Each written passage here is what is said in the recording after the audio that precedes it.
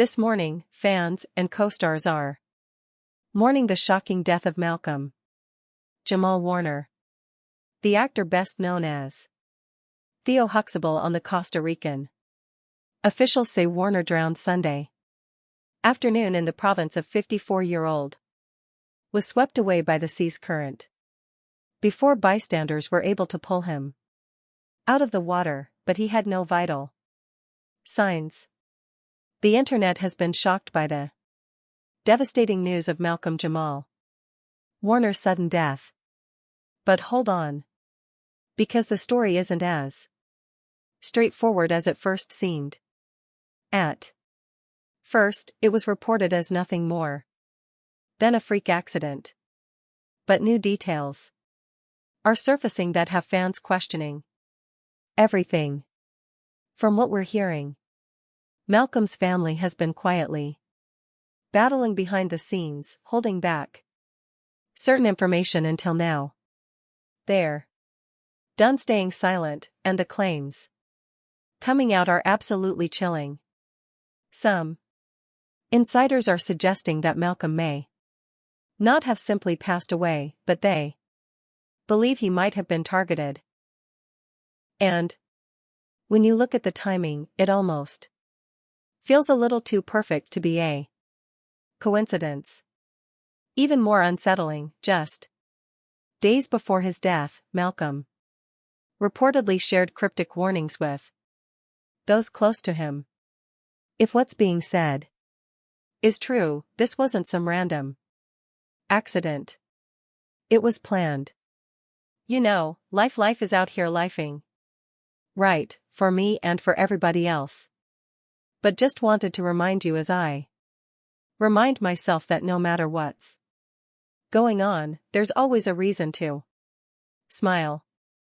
Like if you just and now the truth is threatening to blow this case wide open. We'll break it down for you. But you tell us what you think in the comments. Was this really an accident or something much darker?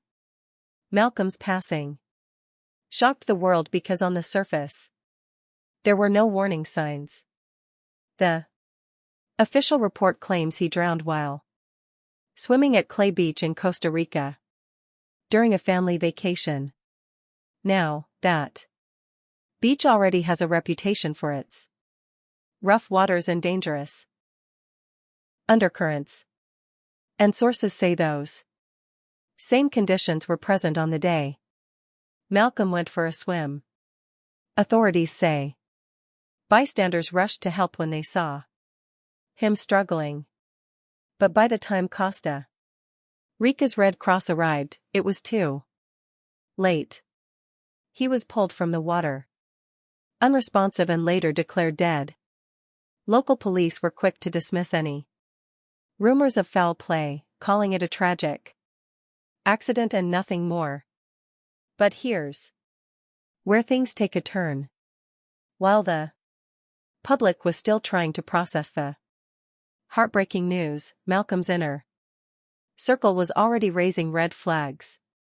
According to multiple sources, his family doesn't buy the official story. They've reportedly been pointing out details that just don't add up, quietly pushing for answers behind closed doors. Because to them, this wasn't just a tragic accident. It felt like there was something much deeper going on. What's really got people side-eyeing this whole situation is how little information has actually come out.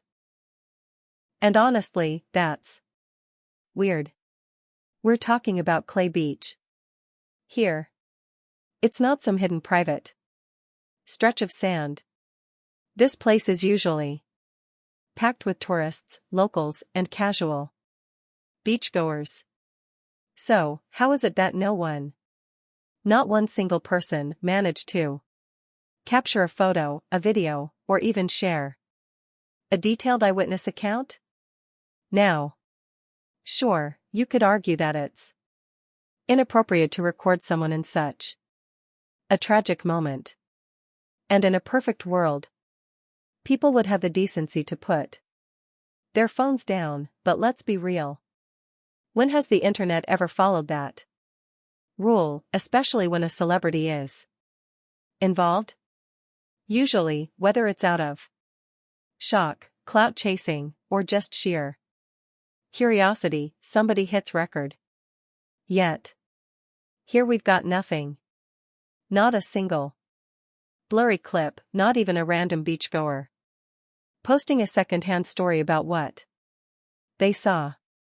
And for a lot of fans and even Malcolm's family, that silence isn't just strange, it's downright suspicious.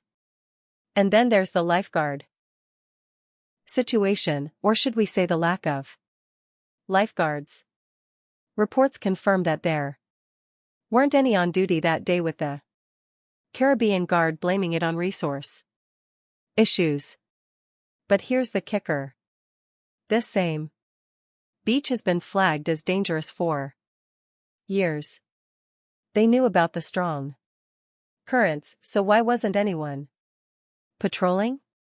Why weren't there clear signs posted? And get this, right after Malcolm's death, they suddenly announced that they were redirecting resources back to that beach, plus another one with similar risks. Convenient, right? Almost too convenient. And if that's not enough to raise an eyebrow, the timeline of what actually happened that day is a mess. Reports can't agree on how long Malcolm was in the water, how many people tried to help him, or exactly when emergency responders arrived. Even though we were at odds, what we both understood is we get to 100 episodes, we're going to have a sweetication deal. We were like, hey. However we feel about one another, got to make it. We going to get this money. We going to get this 100 episodes. Ultimately, they cut us at 88. These conflicting details are only fueling speculation, because if this were just a straightforward accident, why is the timeline so impossible to pin down? Malcolm fought hard for roles that actually meant something. Characters that showed his depth, that proved he was so much more than the sitcom kid the world first met. A few of those roles came his way, but so many didn't. When you think about that era, it was all positive black content. Intentional positive black content, but then it just seemed like it just shifted. Yeah. You think that was purposely done? Yeah. It was like a reaction to, like, we had this couple of years of, like, family and positivity and not just in black sitcoms and sitcom period. Like, it was the family values was positivity, then there was The Simpsons. Then there was Roseanne. Right, so that kind of kicked off. It was almost like there was a backlash to the family values and positivity, so I 100% wholeheartedly believe it wasn't.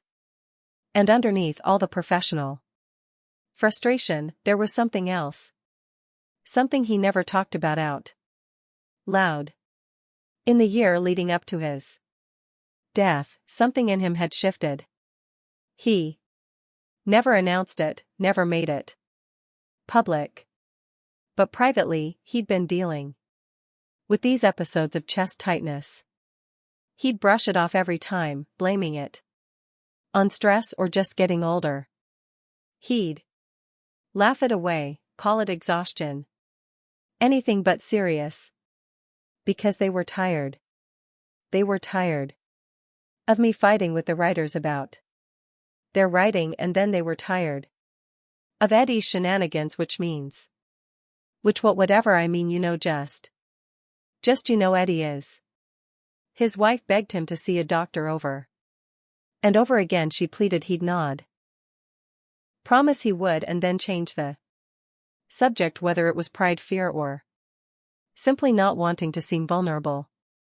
Not even in front of the people who loved him most, he stayed quiet, smiling, insisting he was fine, and pushed through the pain like he always did. And then he was gone.